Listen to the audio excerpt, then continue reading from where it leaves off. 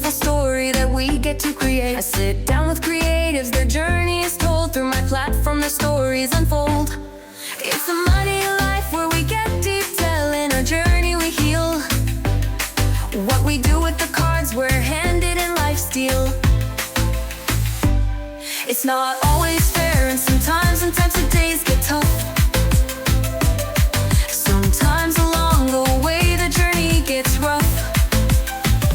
But if we share how we deal with the pain and how we've grown, we can all help each other to know that we are not alone. Find the healing through therapy, that is our art. Hear how pain and music mend the wounds of the heart. I'm Muddy Monroe, leaving my mark and making a way, hoping to inspire those still stuck in their darkest day. It's a muddy life where we're here to navigate, but it's a beautiful story that we get to create. I sit down with creatives, their journey is told. Through my platform, their stories unfold. It's a muddy life where we get deep, telling our journey we heal. We heal. What we do with the cards we're handed. Welcome to the Muddy Life, where creativity meets reality, and we embrace the beautiful mess that shapes us. I'm your host, Muddy Monroe, an artist, dreamer, storyteller, and unapologetically human. Tonight's episode, The Muddy Life, is brought to you by United Vacuum Cleaner Store of Akron, Akron's only vacuum repair shop. If you're looking for reliable service to keep your vacuum running like new, United Vacuum has you covered. Visit them online at unitedvacakron.com for more information. Big thanks to United Vacuum Cleaner Store for supporting the Muddy Life. And here is the Muddy Life. We dive into the raw, real, and inspiring moments of life, blending art, passion, and authenticity. Whether you're here for the creativity, the connection, or just to embrace your own messy masterpiece, you're in the right place. Let's get muddy. And welcome back to the Muddy Life. I'm your host, Muddy Monroe, and today I am thrilled to have a very special guest joining me. He's an incredible artist, man of faith, an entrepreneur, a devoted father, and someone who I am proud to call a friend. DaLomonze from Cleveland, Ohio. Hello.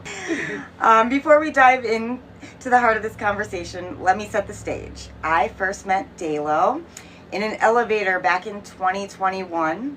He had just released on a Sunday and was carrying a massive chess piece.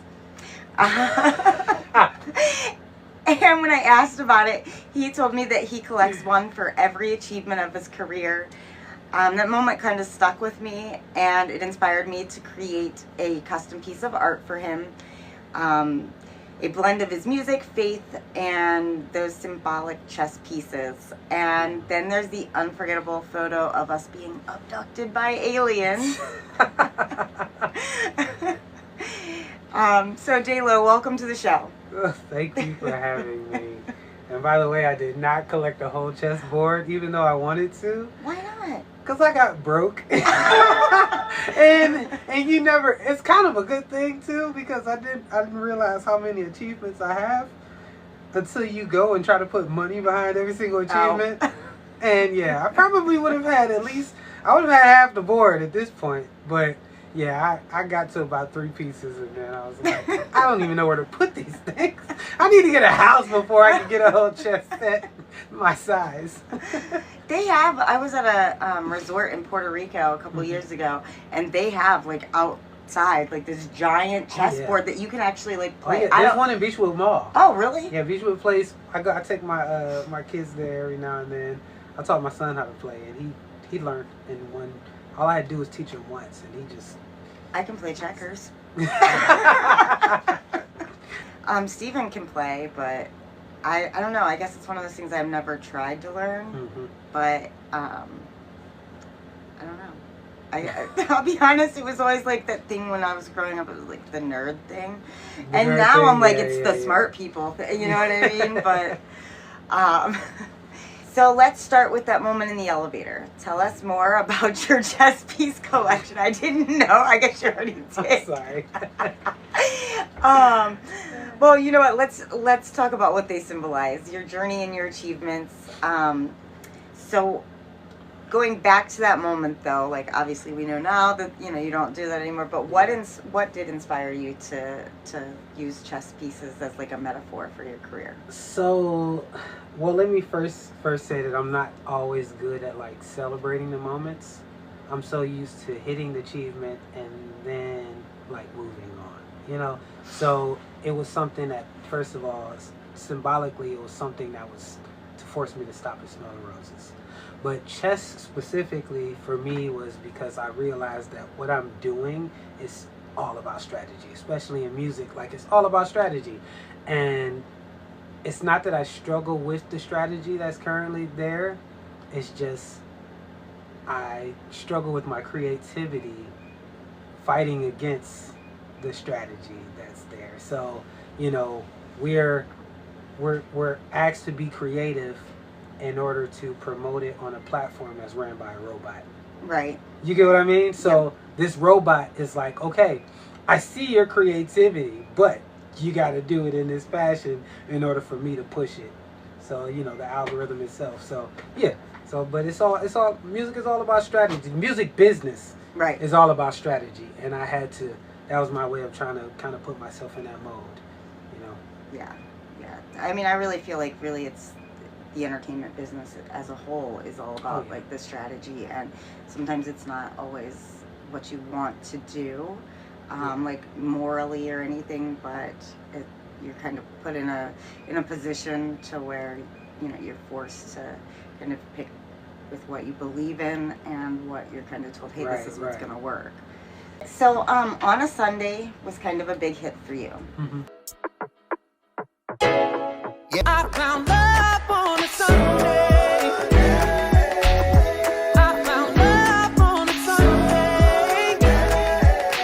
The song can be interpreted in multiple ways, but I want to know, was this song about your faith, your personal relationship with God, or was this a song about your wife, or maybe a combination of both, your faith and your relationship? I want to know what the song meant to you personally. Yeah, so a lot of times I write in double entendres. So I write with the intention of dual meaning and dual purpose. So I want people to not only see and seek understanding that no matter what day it is, you can still find a way to show love to other people. But specifically, they say Sundays is like kind of that chill day and that day of rest. So like, why not go out and do something good for somebody and do something well for somebody? But specifically, even for me on a Sunday, like the first thing we do is get up and go to church. Right. And that's where I get kind of connected with the love of God. And so for me, it was, like I said, that double entendre. It was about faith and family, and life, and the way that it came out for me. So, and around the time that we met, you won TBL's contest for the basketball theme song, which, huge congratulations on that again. Thank you. But I will not retreat. I'm buckling your knees. I'm taking blows at referees. Please don't take it personal, but this the only thing I got. I choose to pass the ball, not post it. how did winning that contest impact your career? Like, and what do you remember about that crazy time? So that contest actually got me my second Grammy nomination. Did it really? So yes, Okay. it was actually nominated for the Anthem of the Year, the Grammys. Well, at least because it's rounds, Right. But, we got to the second round. So yeah, that was definitely a big impact because two instead of one is always better.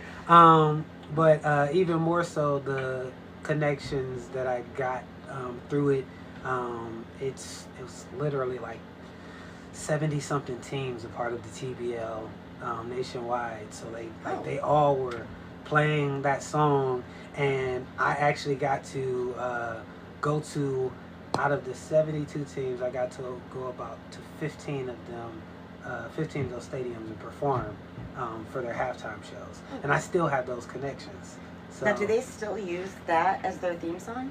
that is still technically their main theme song, but most of them don't play it. They just play music. So, okay. Because honestly, it's the same way with like the NBA, because it's a nonprofit. Anybody that can pay in Like buy-in can actually create a team, you know. Oh. But the TBL being a minor league basketball team, they have a much lower buy-in rate, and as long as you can be able to get players and pay them and put them in housing, you can own a team. Oh. So a lot of those teams, a lot of their budgets when it came to the stadiums and the way that they did things, sometimes they just had a playlist and they just hit play. Oh. Other ones had DJs and they just, you know, have fun. Other ones they're playing at like school gyms. Other ones they're playing at, you know, university, you know, gyms. So it's really, you know, it's all over the place. Okay. Well, it's still a great opportunity, definitely. Well, you once set an ambitious goal of releasing a song a week for, it was about 6 months, right? Yeah. Well, not a week. Oh. It was once a month. Oh, I thought, okay, well, either way. Well, no, it's 2 times. Actually, it's 2 times a I month. The thought- 1st and the 15th. Okay, I thought, for some reason, I thought it was once a week. But okay, either way, I that's could an have done ambitious that goal. too. What did you learn from the experience, and would you do it again? So, I actually did that at the end of last year. Actually, this time last year, going into to my birthday in May. So every 1st and 15th, I released a song. And if it wasn't a song, it was a music video. So that, for me, the experience was tough because the hardest thing for me is the visual, right? So from the graphics to the video work, to, you know, just the online promotion things, those I had to like wire myself to like, all right, it's coming up on the 1st. I've already made sure it was on the, you know, the platforms to be streamed at the right time, released on the right date. But it's like, okay, you gotta start preparing for the next one. Okay, now I gotta go to Fiverr, get this and this and that. And I don't just want any graphic, because everything matters. Everything matters. Every graphic I've released has intention. So it was just, it was a lot, but it helped push me. You know, it helped push me because I've been doing music for 15 years. And this was one of the first times that I set a goal that ambitious, and I feel good because I was able to hit it. Right. I reached it. I did it. Now it's time to drop it out. Which you do have one coming up too, right? I do. Okay, well, we're going to talk about that in a minute. Okay.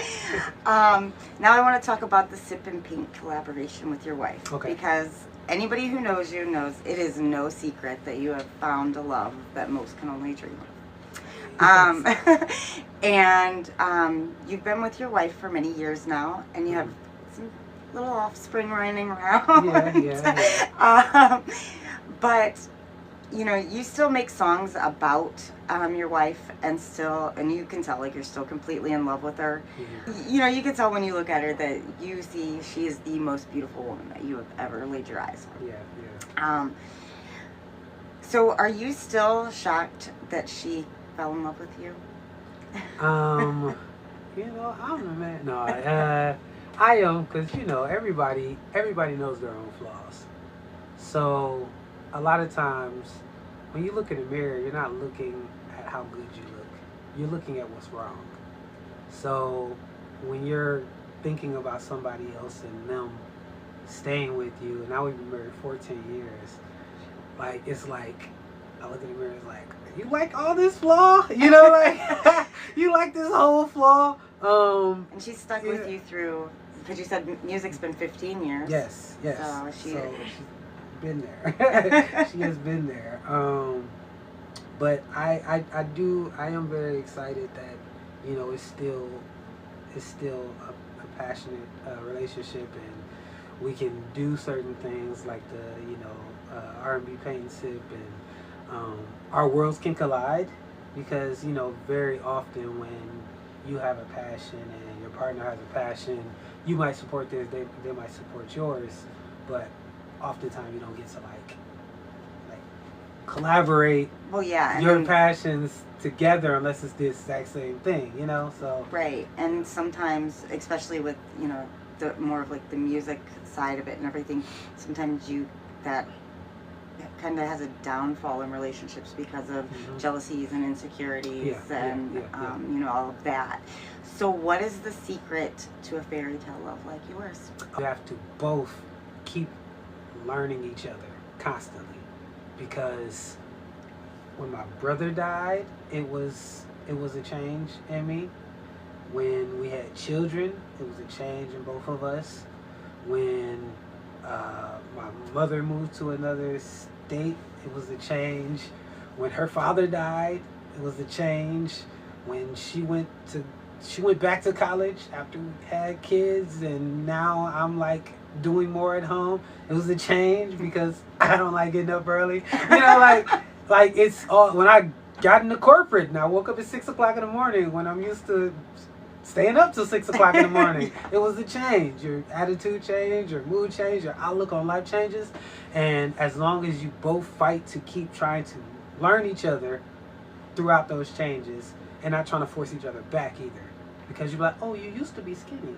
Or, oh, you used to be nicer. Or, oh, you used to be this and this. You know, like, y'all can have conversations and reminisce. But to try to force them back when they've gone through so much life and not meeting them where they are, that's what ruins relationships. Because you're like, when you hear people say, I woke up and I was with somebody I didn't even know. Well, that's why, because you didn't try to. you didn't realize they were going to change, or you didn't realize how much you changed. Right. And now you can't even see them.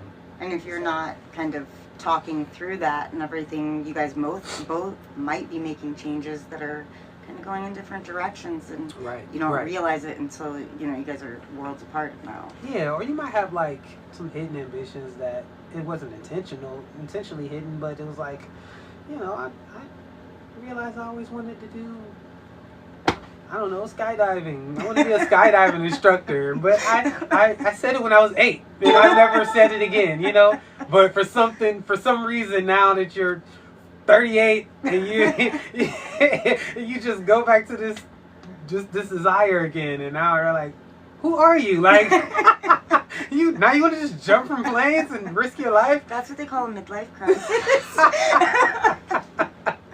You know, but it exists. You know, it's a thing. It's a way that, you know, it's a way that we cope with life. You're gonna change, and things are gonna happen, and you know, if you're not willing to shift with each other, as opposed to always just shifting around each other, you're not gonna realize like you guys have both been out of shape. Well, your wife is an artist in her own right. Mm-hmm. She hosts Stip and Paints, where you perform. I love that you combine the creativity, business, and quality time with her. How did that collaboration come aboard, and what does it mean to you to be able to share that experience with her?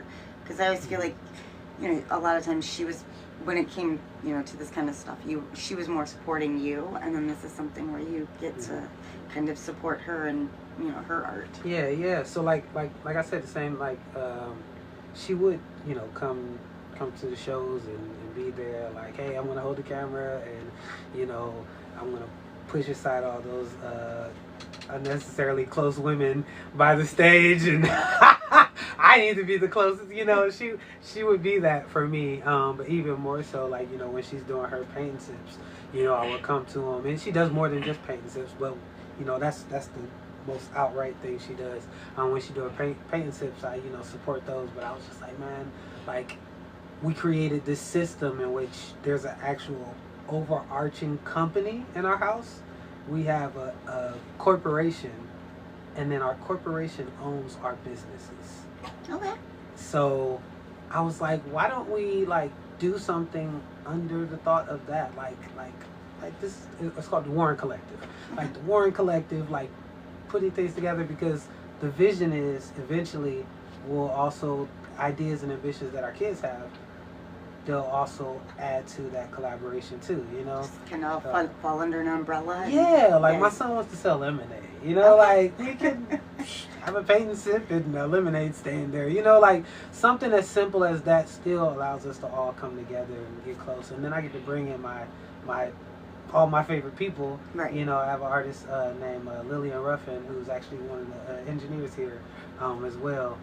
She, you know, came and sang for the Paint and Sip, and another artist named Prosper.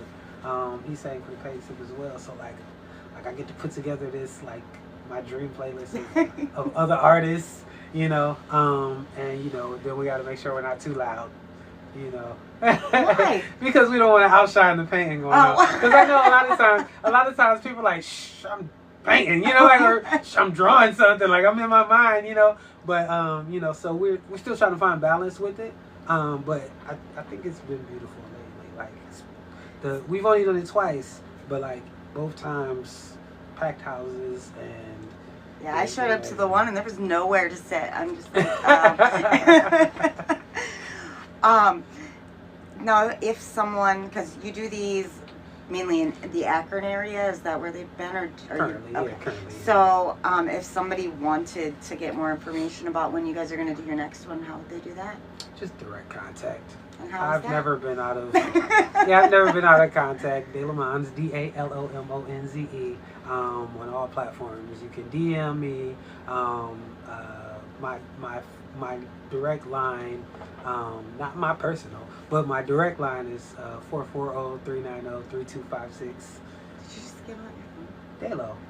Oh, that's that business one. Yep, that's my business line. 440-390-DaLo. She's like, hold on. Now I'm on a hotline. No, I ain't. Don't get mad at me. That was my thought. No, yeah. Okay. Yeah, it's okay. It's cleared. We're so. Now I want to ask about something just because I am curious. So one of your songs that stands out to me is Tightrope. Just a test. One day I'll be blessed. I'm walking on a tightrope. Better days are coming, don't you know? Today we're walking on the tightrope. On this tightrope. Balancing reality and goals. Today we're walking on the tightrope. On this tightrope.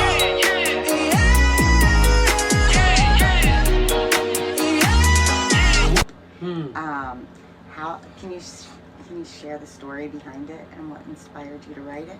Oh, so at the time that I wrote Tightrope, I had a lot of venting music. Like I do vent in my music, but a lot of it was just like, I'm tired of this industry. Like 2021, 2022, even though I did have a lot of successes, it was still like a lot of like, I thought I would get a Grammy nomination and that would just bring, you know, the people it need to bring. If not the fans, the connections.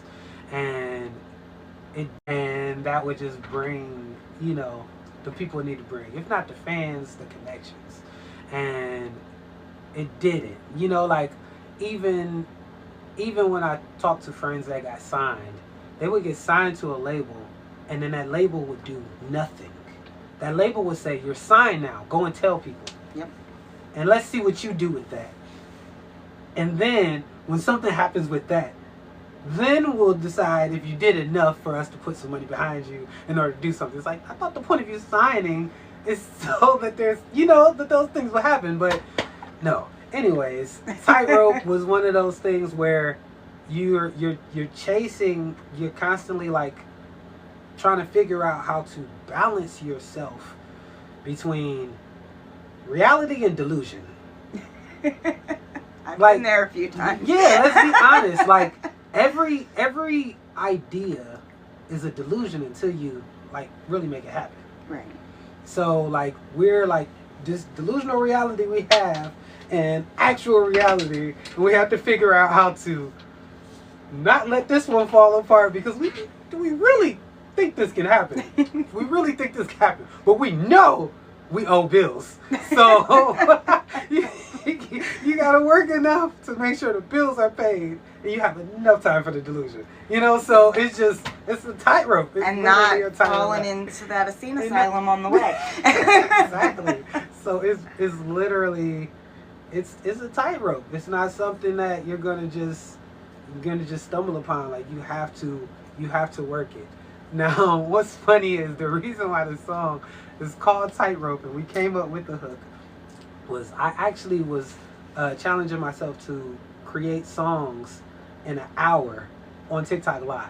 Oh, wow. And I was making the beat. I was just working on the beat and I was just like, what can I do with this? And I think even my friend Michelangelo was in the room, and I was making this beat, and I was just like, I started writing the verses, and then the person on the line, her name was Danae, Danae. She actually was like, such a tightrope. I was like, how do you put that in this? I was like, we'll keep that, we'll shelf that. You know how sometimes you're like, okay, you know, and then you keep moving forward. I kept moving forward. Then we got to the chorus, and I was just like, how do I approach this hook? I was like, I want it to be more, you know, singing and, you know, less aggressive than the chorus, the verses is, because I wanted to do more aggressive verses and softer hook. But I was like, but maybe I should just yell, you know?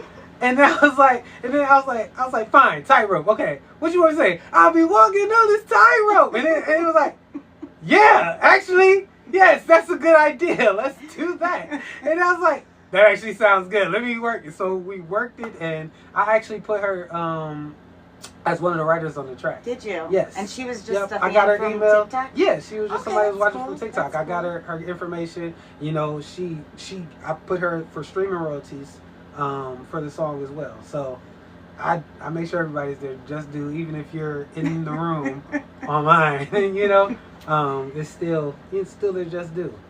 Hey everyone, thanks so much for tuning in to today's episode of The Muddy Life. We ran into some technical difficulties about halfway through our conversation with DaLomonze Warren, so unfortunately the rest of the video cuts off. But we didn't want to leave you without a clear picture of who he is, what he's all about, what he's building, because there's a lot of heart and vision there. So who is DaLomonze Warren? Damian DaLomonze Warren is a Cleveland-born singer, songwriter, engineer, and vocal producer. His music blends inspirational R&B, gospel, and deeply emotional themes. He's also a multi-award nominated artist, including the Dove Award and 2-time Grammy nominations. What he's working on now: he's very active in production and engineering, not just singing. He owns and operates GTA Audio Room, a recording studio located on Waterloo Road in Cleveland, Ohio. The studio offers high-quality vocal tracking, mixing, beat production, and development. DaLomonze is more than just a performer. He's a creator in every sense, writing, producing, engineering, and nurturing other artists through his studio. His work is deeply rooted in faith, authenticity, and excellence. So even though the camera cuts out, I hope this gives you a real sense of his impact. Thanks for watching, and be sure to check out DaLomonze's music, plus follow what he's doing at GTA Audio Room. So even though the video cut out, I'm grateful we still get to shine a light on his journey, his impactful work, and everything he has coming up. And don't worry, we'll definitely bring DaLomonze back for a full, uninterrupted part 2. Thank you all so much for tuning in to the Muddy Life podcast. I appreciate every single one of you who takes the time to listen, support, and grow with us. Make sure you're subscribed so you never miss an episode, and we'll see you next time.